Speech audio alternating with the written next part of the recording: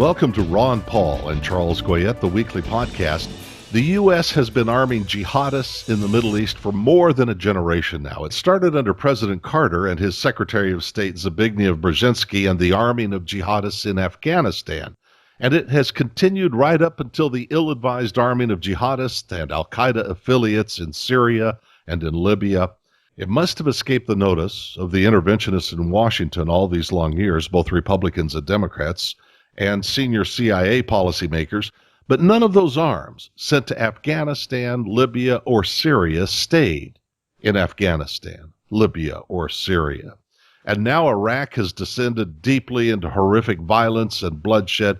Maybe, Dr. Paul, this time, the direct connection between U.S. policy and the carnage that we see on TV in Iraq, maybe this time the people can at least be clear enough to understand that it demands a different foreign policy.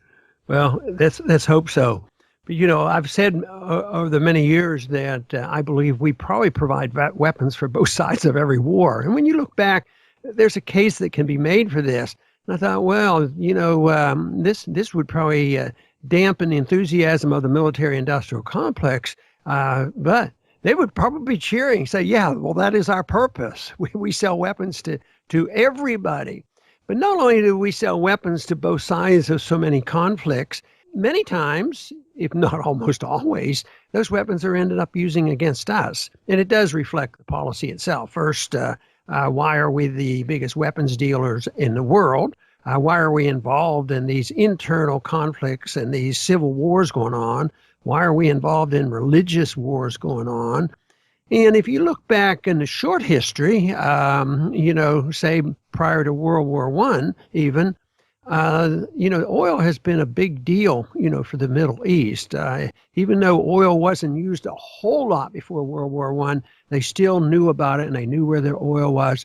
And the breaking up of the Ottoman Empire really invited, the West, the British, especially at the beginning, and then the United States. And those who chanted when we were getting ready to go into war, it's all about oil, and they were ridiculed. It might not all be about oil, but oil is a big deal, for us to being there. And of course, selling weapons is a big deal.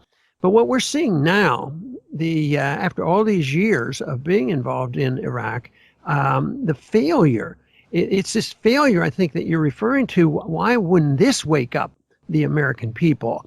And you know what? I think it is. For so long, the argument in Washington wasn't so much should we spend this money on the different special interests, but who got to manage it and who did the final details of the passing out of the money. But we had a lot of money, we had a lot of wealth, and the businesses weren't leaving our country. So there wasn't that big an argument over whether or not the money would be spent. I think we live in a different era now. We live in an era where the failures are coming through, where the money isn't there, and also that there's something seriously wrong with our economy. And I think that's what's opened up the door to so many young people looking at a different type of economic policy, which means rejecting Keynesianism and looking toward free market Austrian economics. But it's doing the same thing, I think, on the foreign policy. There were a lot of natural instincts for many Americans over many years. But in fact, in my memory, it just seems like when there's a potential war coming up, the people speak out loudly, no, we don't want war. That happened even before World War I, happened before World War II, it happened before the various other wars that we've gotten into. Just think of how much the people were opposed to going into Iraq. But then the propagandists go out and then they say, well, anyway, if you don't support the war, you're unpatriotic, you're un-American, and there's a great danger out there, and we're going to be attacking. Up until now, the propagandists have always won, and they convert the natural instincts of the people, especially the American people, into wanting peace and not war, into supporting the war. That certainly happened prior to World War II because they were able to gauge some inciting event. And of course, the neocons even talk about the inciting event like a Pearl Harbor event to bring the people together, to charge forth and get involved in the war. So I guess the big question that exists today is whether all this weapons trading and all this silliness and the failure, now we're talking about working with the Iranians and maybe they'll go in there and help us out. Maybe this will be enough to wake up more Americans, since they're getting their news from other sources than just the three major networks. I noticed NBC dropped another station, another program. So, and that's generally the case. People are now not getting their news from the television. That's just sort of, scandalous stuff they put on there. And I think that's very encouraging, because I think it is natural instincts for people to want peace.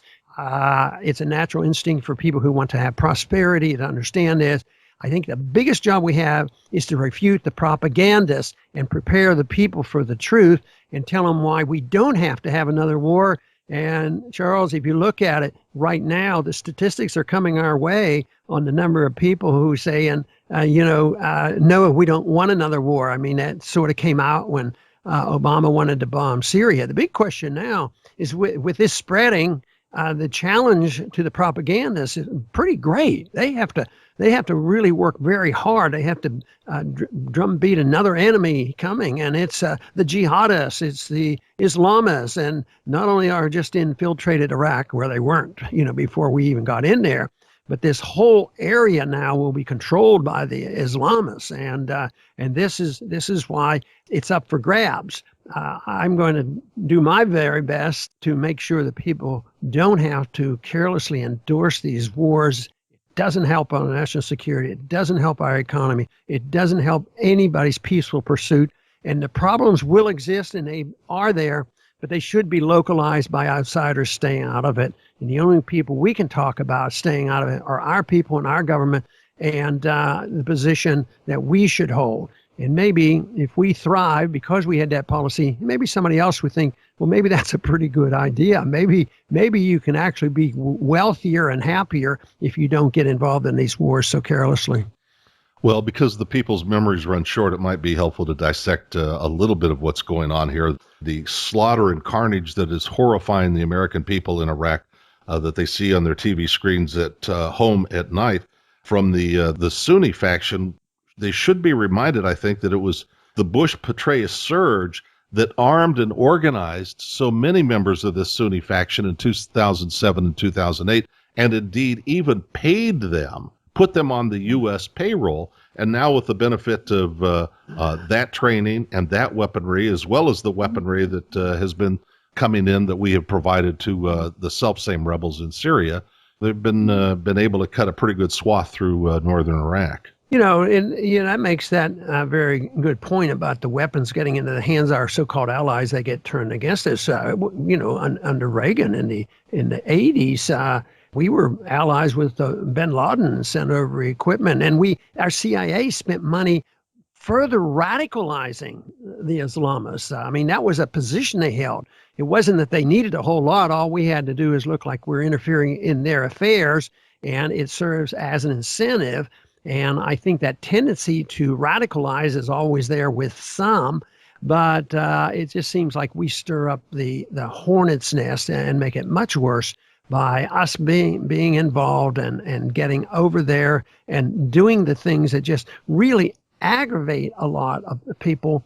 And I am still hopeful that we'll wake up. But in my hope for this, I usually conclude by thinking, well, I've been to Washington, so don't deceive myself. But I think it'll happen when we run out of money. And maybe that's happening, because you look at the consequence of what we're doing in Ukraine and with Russia, and we're driving people out of the dollar, and the ramifications from that has not yet been felt. So I just wonder whether we might not be quickly approaching that time when everybody's going to realize that we're going to have to pull back because we can't afford it. Well, Dr. Paul, thank you for your time and for another great conversation and podcast. And thank you for joining us this week and every week to speak with Dr. Paul on the weekly podcast. I'm Charles Quaid.